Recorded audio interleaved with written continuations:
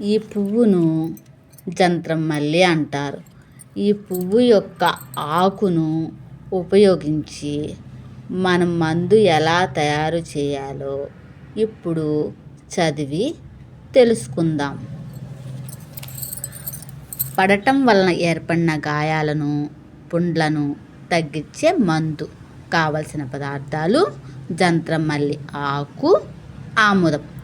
ఉపయోగించే విధానం: జంత్రమల్లి ఆకుపై ఆముదాన్ని పూసి వేడి చేసి భరించగలిగేంత వేడిగా ఉన్నప్పుడు గాయంపై పెడితే గాయం త్వరగా తగ్గిపోతుంది. అదేవిధంగా జంత్రమల్లి ఆకుపై ఆముదాన్ని పూసి వేడి చేసి పుండ్లపై పెడితే పుండ్లు త్వరగా తగ్గిపోతాయి.